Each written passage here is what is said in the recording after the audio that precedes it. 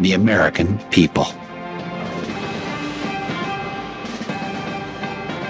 We've got an unusual terror warning from the feds. Good evening, everyone. America is on high alert tonight. Possible terror threat as bad as or worse than 9/11. But where? How?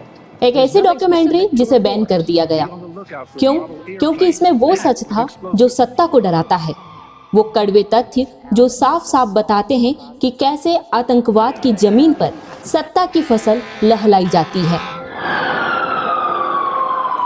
The world has changed after September the 11th. It's changed because we're no longer safe. Fly and enjoy America's इस documentary ने एक एक परत उधेड़ी और उस अंधेरे गठजोड़ को उजागर किया जिसे देश के सामने लाना खतरा बन गया। इसे दबाया गया, हटाया गया, बैन किया गया, लेकिन सच को कब तक रोका जा सकता है? आखिर कौन सी है ये डॉक्यूमेंट्री और ऐसा क्या दिखाया गया इसमें जो सत्ता की नींव हिला दी? जानने के लिए देखते रहिए ये video. Comes the true story that will make your temperature rise.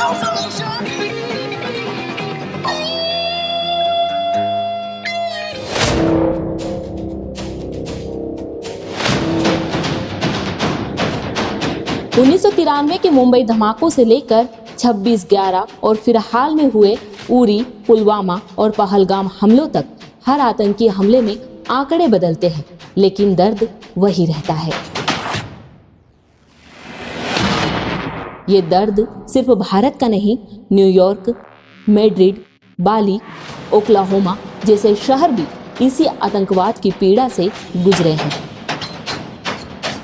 जब जब आतंक ने हमला किया, इंसानियत हारती गई।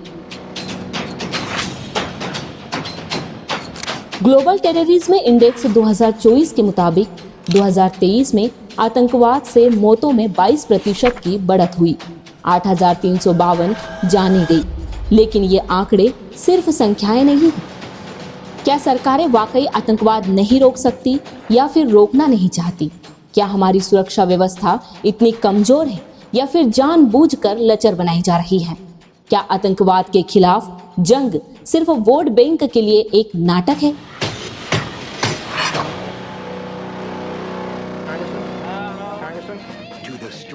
इन्हीं सवालों का सामना करती है माइकल मूर की 2004 की डॉक्यूमेंट्री फ़ारेनहाइट 9/11। ये फिल्म बताती है कि कैसे सत्ता, पूंजी और मीडिया के गठजोड़ ने 9/11 के बाद युद्ध और आतंकवाद को मुनाफे का जरिया बना दिया। वो तापमान जहां आजादी जलती है, इस टैगलाइन के साथ ये डॉक्यूमेंट्री आज भी दुनिया भर की सत्ता की चालें समझने की चाबी है।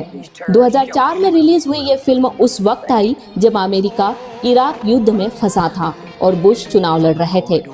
सेंसरशिप और दबाव के बावजूद ये डॉक्यूमेंट्री सामने आई और उसने अमेरिकी साम्राज्यवाद और पूंजीवाद की परतें उधेड़ दी। फिल्म का सबसे चौंकाने वाला खुलासा यह है कि 9/11 के समय बुश एक स्कूल में बच्चों को किताब पढ़ाते रहे, जबकि देश पर हमला हो रहा था। इससे भी ज्यादा हैरान करने वाला तथ्य यह है कि अगस्त 2001 में ही बुश प्रशासन को बिन लादेन द्वारा हवाई हमले की चेतावनी मिल चुकी थी, जिसे जानबूझकर नजरअंदाज कर दिया गया। इसके बाद माइकल मूर अमेरिकी सरकार और बुश परिवार के बीच गहरे और जटिल संबंधों की पड़ताल करते हैं।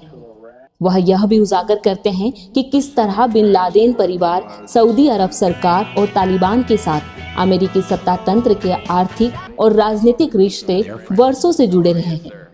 मूर के अनुसार पिछले 30 वर्षों में बिन लादेन परिवार ने बुश परिवार, उनके सहयोगियों और उनसे जुड़े व्यवसायों में लगभग $1.4 अरब का निवेश किया। सबसे चौंकाने वाला खुलासा 9/11 के वक्त बिन लादेन परिवार के 24 सदस्यों को अमेरिका से गुपचुप बाहर भेजा गया, जबकि देश भर में हवाई उड़ानों पर रोक थी, बिना किसी पूछताछ या जांच के। डॉक्यूमेंट्री दिखाती है कि कैसे युद्ध का बोझ गरीबों पर पड़ता है, जबकि फायदे सत्ता और पूंजी के बीच बढ़ते हैं। लीला लिप्सकॉम्ब की कहानी एक माँ जिसका बेटा इराक में मारा गया, इस पीड़ा को मानवीय रूप देती है। फ़ारेनहाइट 9/11 सिर्फ अमेरिका की कहानी नहीं, बल्कि उस देश का आईना है जहां युद्ध, मीडिया और सत्ता मिलकर जनता को गुमराह करते हैं। डर फैलाओ, युद्ध छेड़ो, मुनाफा कमाओ, यही फॉर्मूला हर बार दोहराया जाता है। 20 साल बाद भी ये फिल्म उतनी ही प्रासंगिक है, क्योंकि सत्ता और कॉरपोरेट का रिश्ता आज भी उतना ही खतरनाक है। जब सत्ता और पूंजी एक हो जाए तो लोकतंत्र केवल एक तमाशा बनकर रह जाता है और उसका सबसे बड़ा शिकार होता है आम आदमी।